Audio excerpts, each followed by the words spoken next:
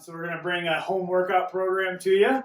We got Paul over here, and obviously I'm Chris. So we're going to take you through a bunch of different workouts that you can do in your house. No excuses. No equipment. Maybe a couch. Let's get it on. Let's do this. All right. Going through the warm up here. First thing we got is 90-90. So we got Paul here laying on his right side, hip at 90-degree angle, knee at 90-degree angle. Opening up, trying to get his left shoulder to drop down to the floor. We're going to do 5 of these on his right, and then he's going to roll over and do 5 on his left. If you want to make it a little bit more involved, you can sweep the arm over your head. It might rip your jacket. If you have a nice sport jacket on, it might tear it. After you've done both sides of 90-90s, we're going to go into dead bugs. So Paul, flat on your back. In chair position, he's going to take his right hand, pushing into this left knee as hard as he can. Drop his right arm, left leg. Right leg, left arm. We're going to do 5 of these on this side, then 5 on the other. Sport coat is really restricting your movements here. All right. Hip touches. We're going to do hip touches. Push up plank position. Feet nice and wide. Picking up one hand, touching the opposite hip, not letting your hips move at all, so everything is locked in place. Beautiful job, Paul. All right, let's go right into push-ups to row.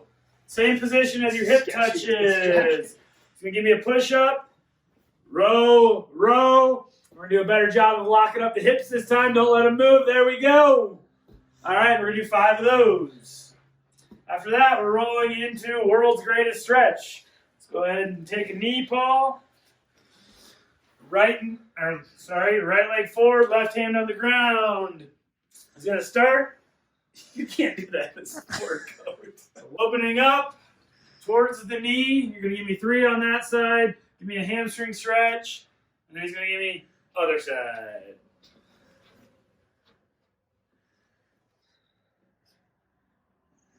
It's nice. High five! All right. What's next? All right, I just do it. Feels good. Inchworms! Up dog! Hold it for a couple counts. Then you're going to go into a down dog. Hold it for a few counts. Walk the feet forward without bending the knees as far as you can. Inching your way up. Walk the hands back out. And repeat. We're going to do 3 of these each side. Okay. Last. Overhead squats. Arms up over your head, trying to keep them in line with your ears. You're going to give me 8 squats. On the 8th one, you're going to hold the bottom position. Call that 8. Sure. Sit down low to bring your arms down, just rocking back and forth. We're going to hip mobility, ankle mobility. Beautiful. All right. Lunges with rotation and extension. One knee on the ground. Rotate away from the knee. Towards the knee, extend overhead. You can do that twice on this knee, twice on the other. Your focus is the knee. Don't let the knee move all over the place. Go. All right, continue with the warm-up. We're going into our mini band, so we're getting glute activation here. Because we're in a small space, Paul's only going to do 5 each direction on this. So legs locked out first, up tall, slightly on the balls of your feet. Give me 5 steps to your right, and I'll go 5 steps back to the left. Keeping those knees locked out. Very good. Next up, we're going to go into bent knee, so butt out the back. Nice wide stance. 5 to the right. If you have room, 5 to the left.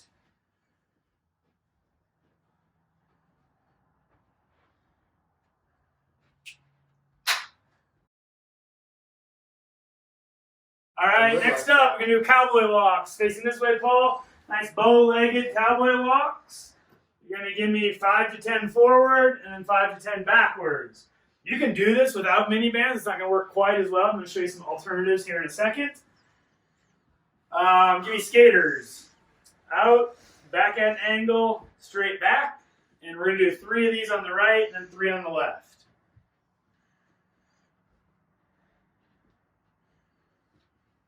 Let's go, Paul!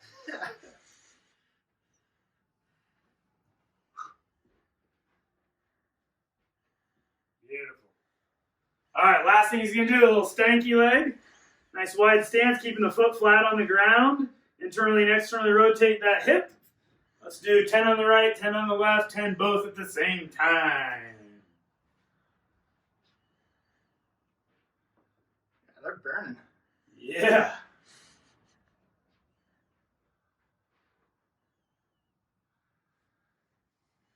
And alternatives for these. First one. We'll call it a fire hydrant. You're going to take your leg out to the side, kick back, bring it in, and repeat. Out to the side, kick back, and bring it in. Give me about 5 to 10 of those each leg. Next exercise that you can do for an alternative, find a nice doorway. Step about a foot away from the door. Hip goes against the door. You're hanging on. You're going to take your other leg, you're going to kick it back at an angle, 45-degree angle. You're going to hold for about 15 to 20 seconds. And then you'll just repeat it on the other side.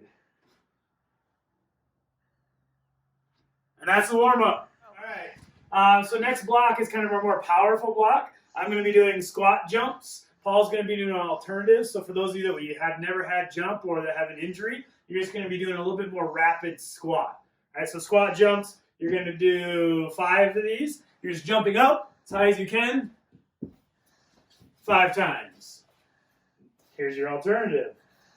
You're going to do 4 rounds of that. In between, you're going to do a hip flexor stretch, which is just taking a knee. Whatever knee is on the ground, that arm is going up. Squeeze the glutes. You should feel a nice stretch through the hip flexor and quad. Hold for 3 seconds. Relax. Hold for 3 seconds. Relax. Wave to somebody. Hi, Paul. Hold it for 3 seconds and relax. You're going to do that 3 times on both sides. And then back into your squat jumps. 4 rounds. All right, now we're getting into the real workout. We've got a 4 exercise circuit coming here. First exercise, rear foot elevate split squat. Something like a couch or a step works perfect for this. You're going to do 30 seconds on your right leg, and then we're going to switch and do 30 seconds on your left. Paul, let's go ahead and have you switch now. To make it a little bit harder, just find something heavy around the house. Like an amp. Perfect. There we go, yeah. And squat it out. Keeping the knee behind the front toes. Hips back and down. Good. 30 seconds is up. Nice work, Paul. Next, he's going to go right into Superman's. So he's going to hold the Superman, picking the heels up. And let's actually pull the toes towards your face. Drag your heels towards the wall behind you. He's holding for 30 seconds right here. Beautiful. That's enough of that. Going into crawls. You're going to do 30 seconds of crawls. All he's doing is lifting his knees about an inch off the ground. He's going to crawl forward for about 15 seconds and then backwards. You can break it up however you want depending on the space that you have in your house. All right, and the 4th and final exercise in this group is just a side plank. Pretty standard. Right now we just have it listed at 30 seconds. If 30 seconds is difficult, maybe start with 15. If 30 seconds is easy, increase it. We're going to do 3 rounds of each of these exercises. For Paul's sake, we're only going to do 1 round today. Nice. All right, second set. Now we have the glute bridges. Curse line on your back, knees bent, pushing your heels in. You're going to lift up. We can do them just like this, up and down for 30 seconds. If you want a little bit more of a challenge, you're going to go up. Let's go up 2 legs. Oh, okay. 2 legs, and then little marches from here. Or we can go to single leg. Whatever variation is right for you, 30 seconds. 30 seconds is up, push-ups. For push-ups, just looking, okay. Push-up. I was right in her face. Okay. You want to make it a little easier?